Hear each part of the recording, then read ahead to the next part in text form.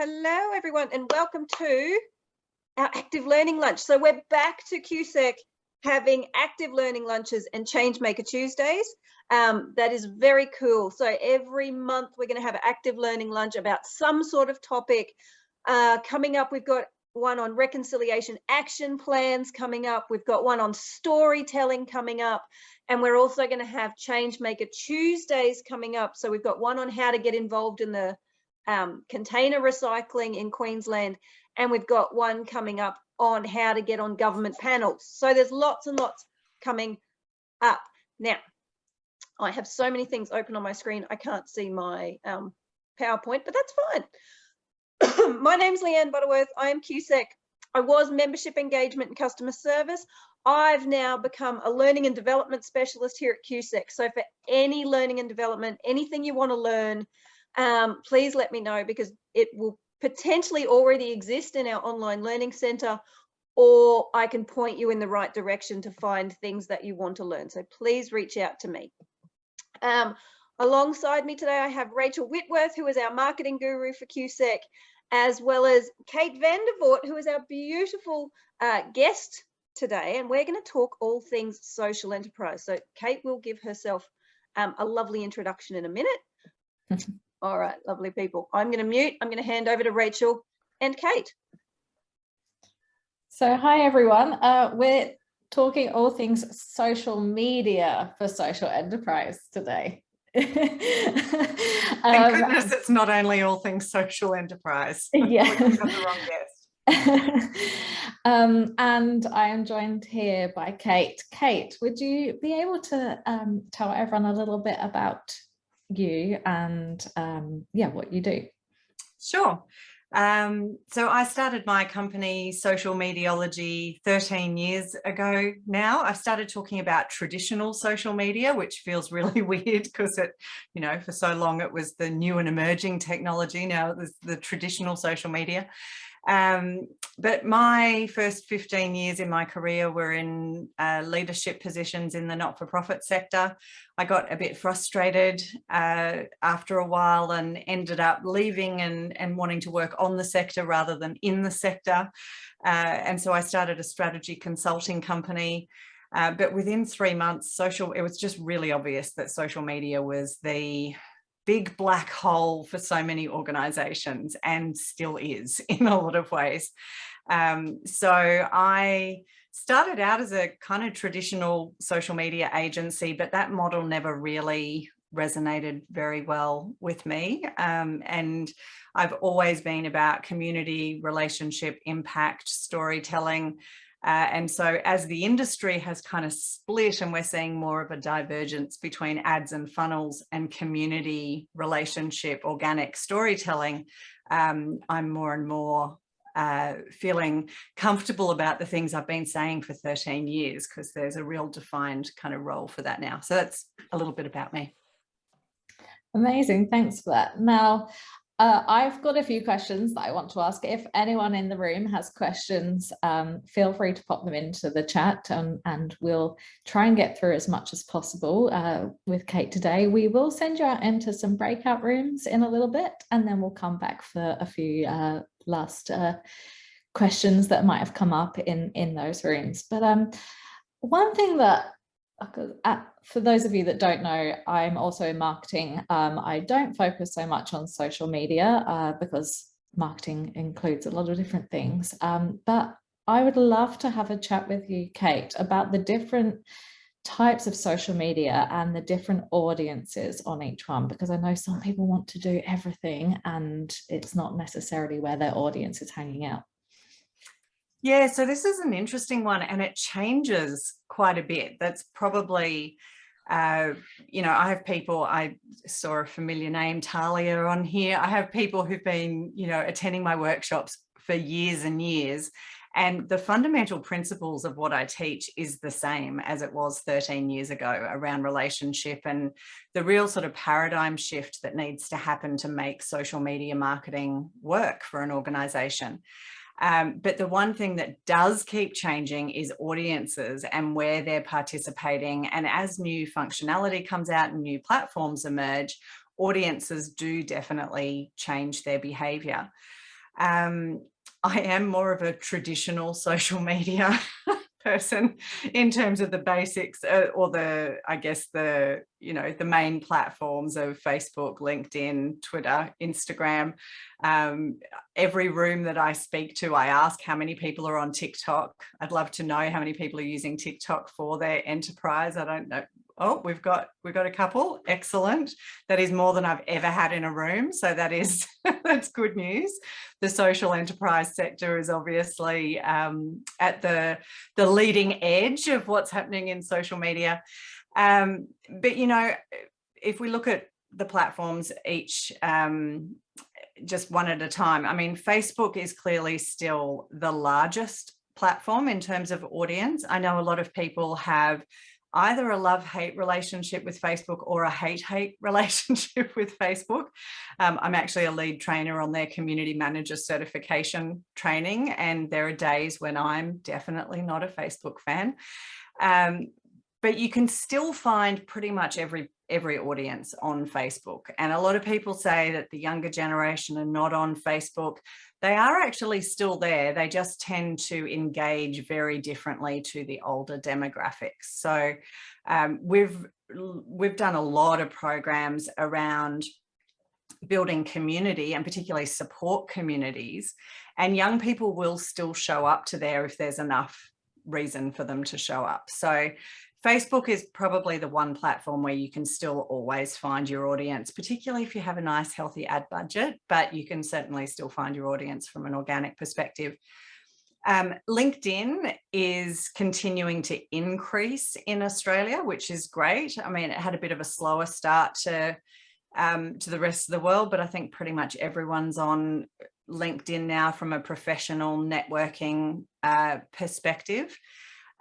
So depending on who your audience is, I mean, if your audience are stay-at-home parents, then they're probably less likely to be on LinkedIn. But certainly if you've got a professional demographic, or if you're looking for investment or donations or any kind of corporate support, then certainly LinkedIn's got more of a business benefit. Twitter is interesting, and it will certainly be interesting to see what happens for Twitter over the next little while. Interesting being the operative word.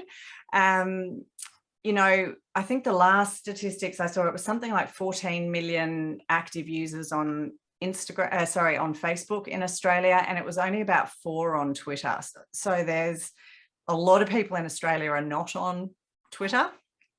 And it's become a bit toxic. I still engage a little bit in Twitter, but it's become a lot more toxic over the last 3 to 4 years in particular. So a lot of people have left Twitter as well.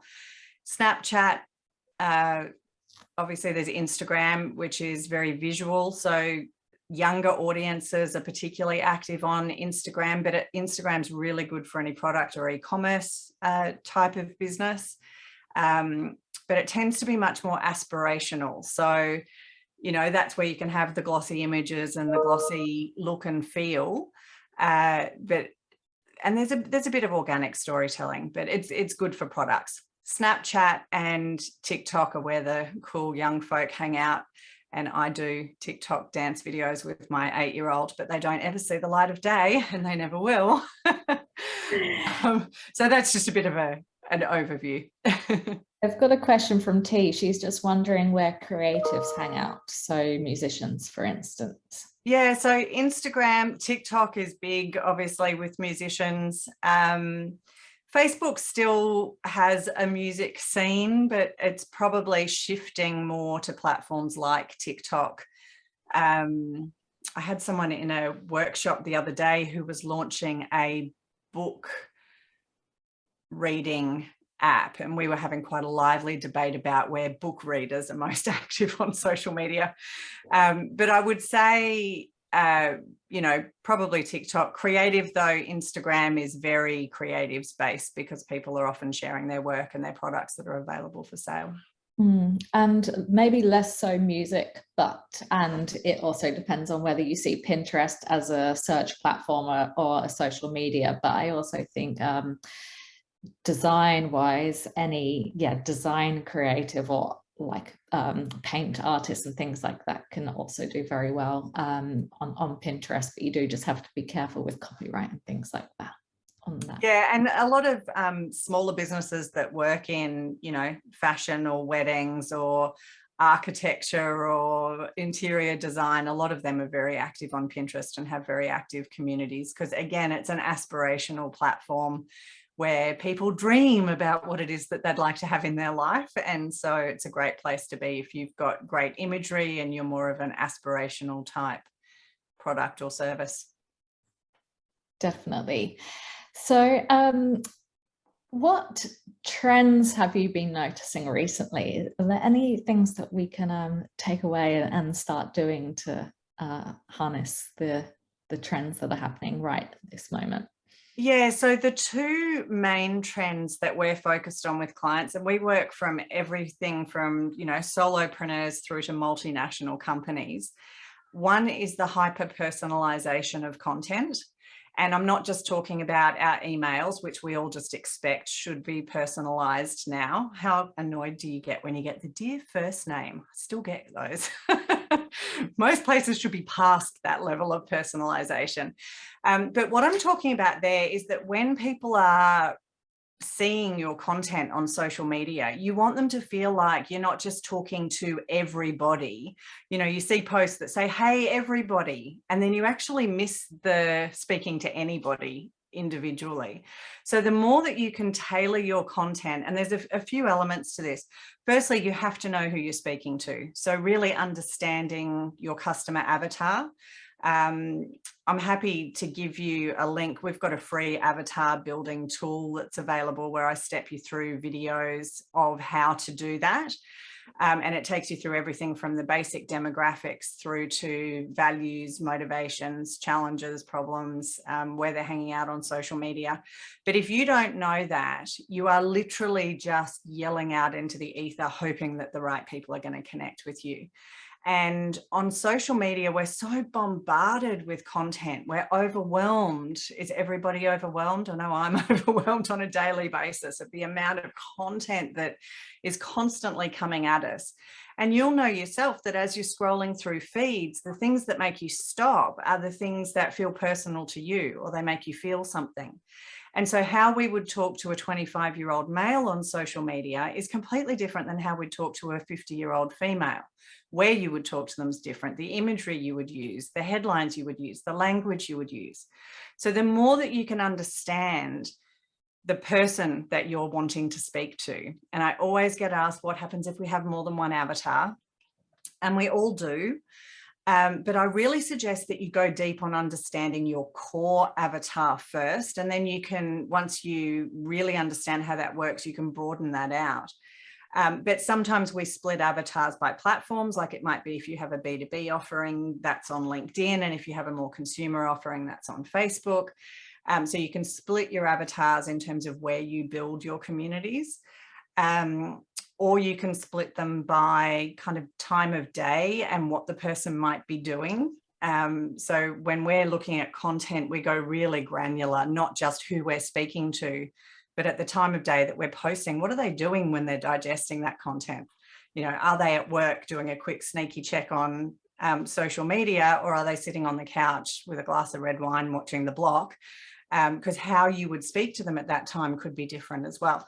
So understanding who it is that you're speaking to, but then what are the problems or challenges that they have that you help them to solve? Because so often we come from the solution perspective and we do our glossy marketing and we go, hey, here we are, we're the solution, we're the answer to all your problems. But people, when they're in problem mode, don't necessarily know what the solution is yet.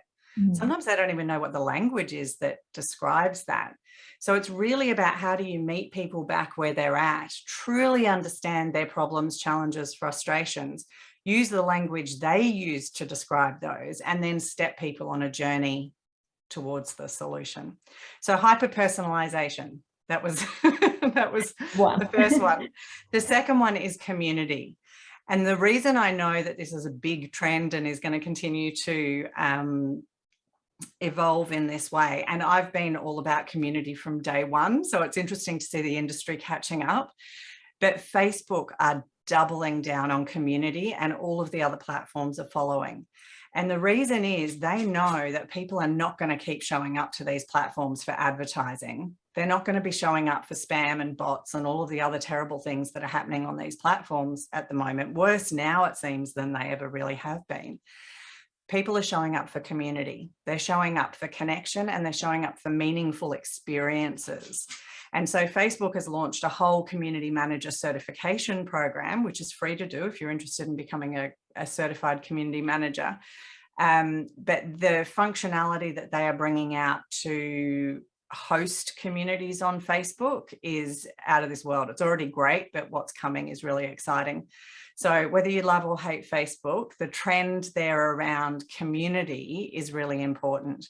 And you know, all of the work that we do is around growing and activating customer or cause communities around a business or an organization, and how you really do that and develop much more meaningful connections with people so that they feel like you're speaking directly to them, you're serving their needs at a deep level. They've then got the loyalty and they'll stick around as a customer. So they're the two trends that we're really kind of doubling down on, because we're seeing moving very much in that direction. And just a quick example of hyper-personalization, this Mother's Day, and I am a mum. I have 2 kids at home sick today, so I know I'm a mum today. I'm not sure if it's the puppy or the kids scratching at the door at the moment, but we'll ignore it. Mother's Day, and I don't even remember what company it was, so it's not a great example on brand recognition, but I received an email saying, we know Mother's Day isn't always an easy time for people. If you'd like to opt out of our Mother's Day marketing material this year, click here. And I thought, you know, I've got quite a few friends who haven't been able to have kids or have lost children, and for whom Mother's Day is a really challenging time. And I thought, wow, isn't that, you know, they're doing it for marketing reasons, but isn't that a nice way to really personalize a person's experience with that company? And it wasn't Best and Less, but it was like a clothes store or something. So it's that kind of always putting your customer in the center of everything that you're doing starts to change the quality of your content. I really like that. We've got a few questions that have come up here, and Jenny's mentioned all people that have lost their mothers. We've got Elise here who's asking, what are your thoughts on organizations joining in conversations in group forums to reach their audiences?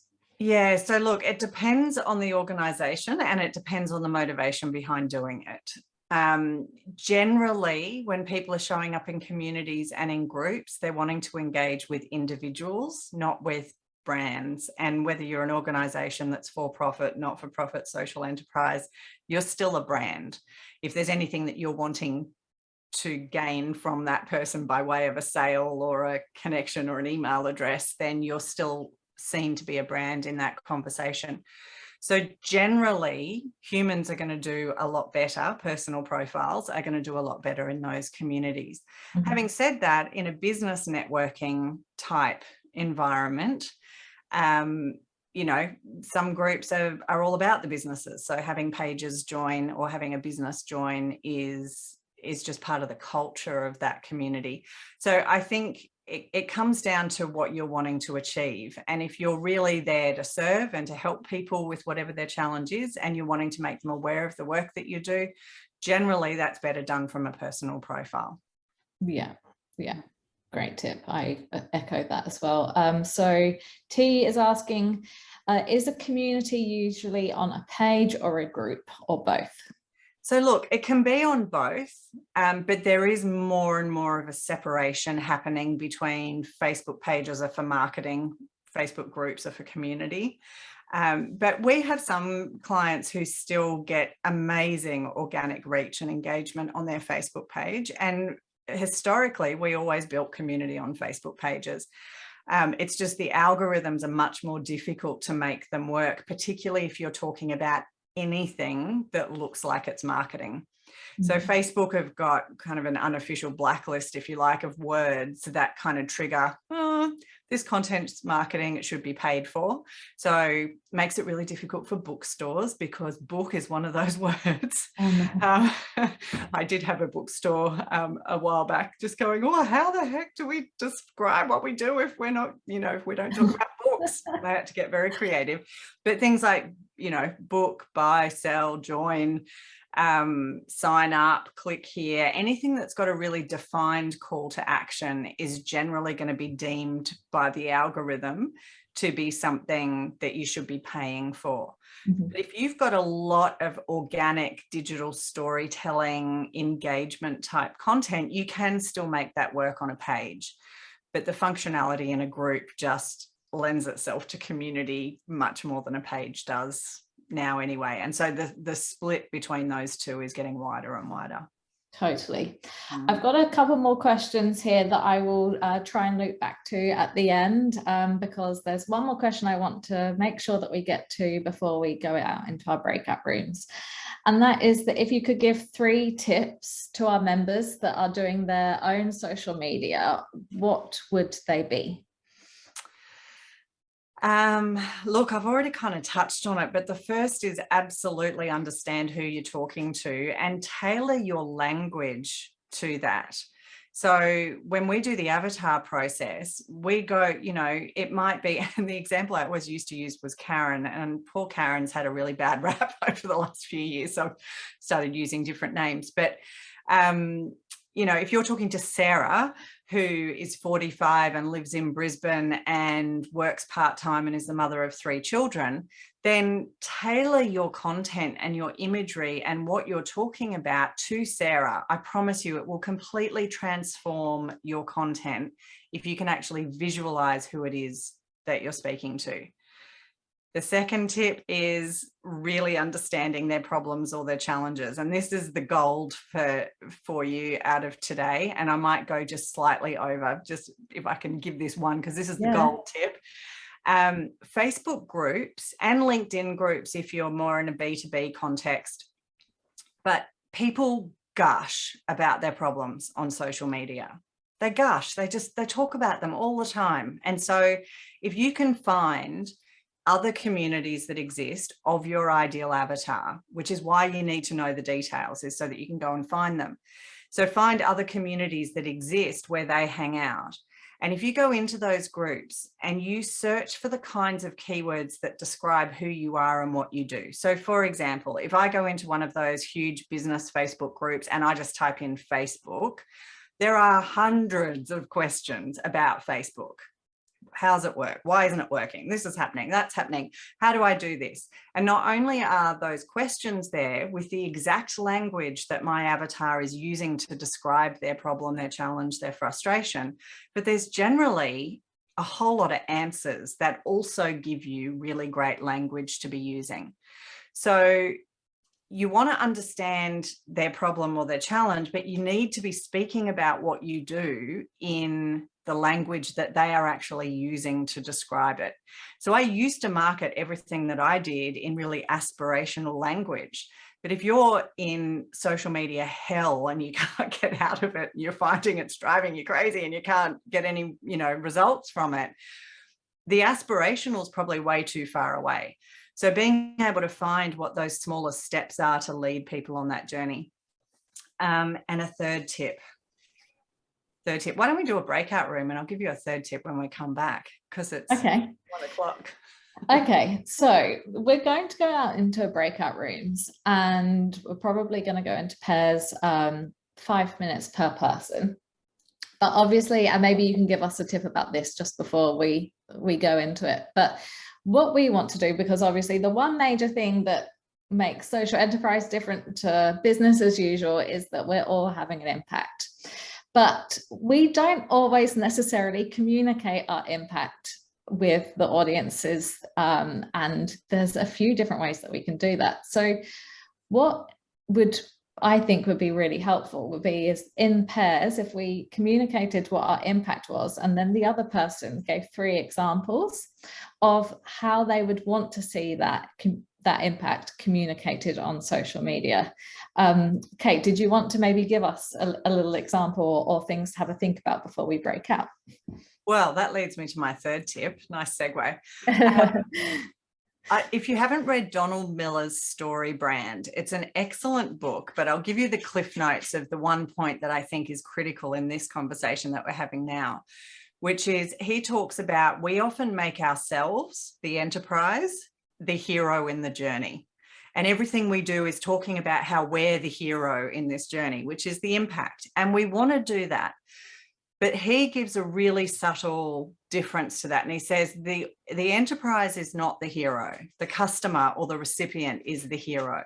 And you are there as the guide to lead them on the journey to the Holy Grail, whatever that is. Buy your soap, attend your event, whatever that Holy Grail is. There you go. I've got one right next to me. It was just out of reach. Thanks, Leanne.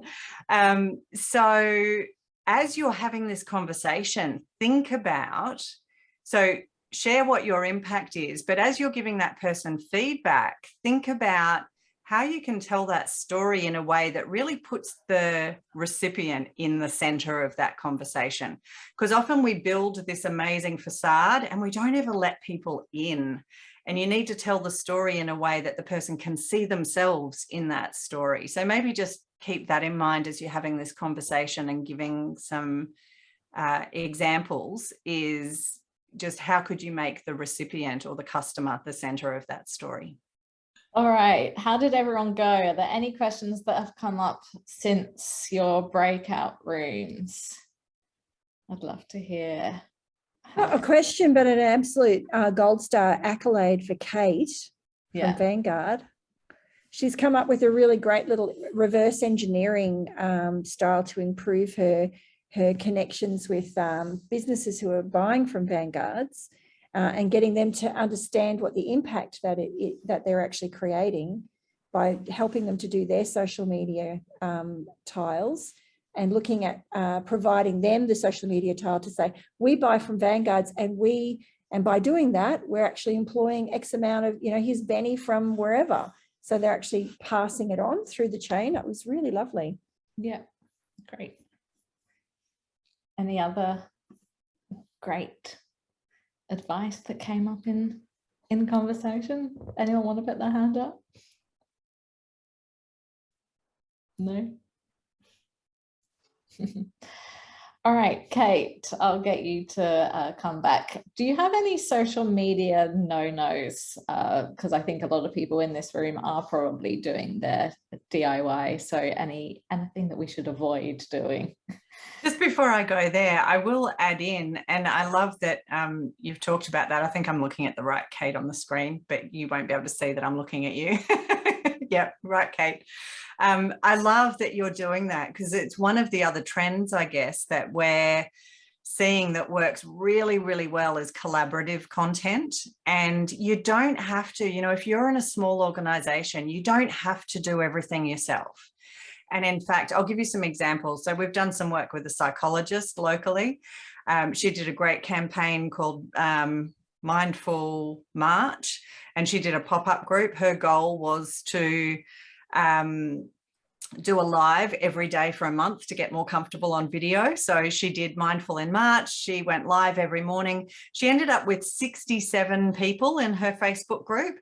Not huge, but if you're a psychologist who's only got, and this was pre-COVID, before all the, now you can't get to see a psychologist, but she got so much out of that. But what she's done since then, and this event over the course of the month really helped her establish these relationships, is she's now partnered with the local chemist, with the local physio, the local OT, and they actually collaborate on content. So they're not competitive, but they're not competitors, but they all have a vested interest in a person's well-being. And so they look at it from a more holistic viewpoint. And so if you look at then splitting content across a number of different organizations, the collaborative content that comes out of that, can be amazing. And if you can do it with your customers, even better, because then you're delivering value to them, you're reaching their audiences as well. And it all just comes back and looks good for your organization. One of my favorite examples of collaborative content, we were learning mentors together in the Facebook Community Manager Certification, it's a very long name, program. And he was working in fashion and he wanted to start a brand agency. So he was like, well, I'm young, I don't have a lot of experience. I've got to demonstrate that I know what I'm doing. And so he was like, the octopus is pretty misunderstood. I'm going to build the brand of the octopus. And he started the world's largest octopus fan club. And it now has over 1 million people across all of their communities. But they now raise a huge amount of money to fund eco-marine research and wildlife. But they do a whole lot of collaborative content with aquariums around the world. So they do Interview with an Octopus, they live stream into classrooms, they do all sorts of phenomenal stuff.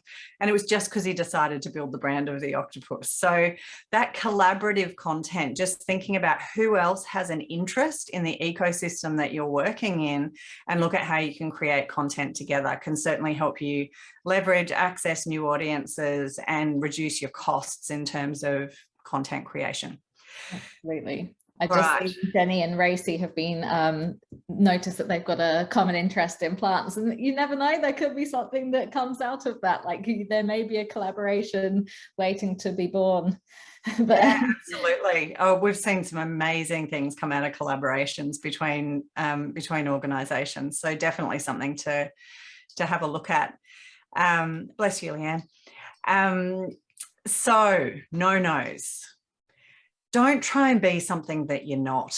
I think we're still seeing a huge amount of people trying to be something that they're not. And I'm really thrilled that there aren't too many people trying to do TikTok when it's not their jam. There's really only so many sexy singing, dancing on reels. That's right. Sexy singing, dancing, dentists that we can see on TikTok. Not every dentist can do that. The first one, maybe two that actually nail that, they get benefit from that. But don't be something that you're not. Someone said to me the other day in a workshop, but what about our competitors? Everything you're talking about is putting everything out on a platter and showing who we are and building community. Our competitors can just come in and take that away. And it's like, but what your competitor doesn't have is you. Your competitor doesn't have what you uniquely bring to your organization. And if you've got a team, it's not just you, it's the other people in your team. No one can replicate that.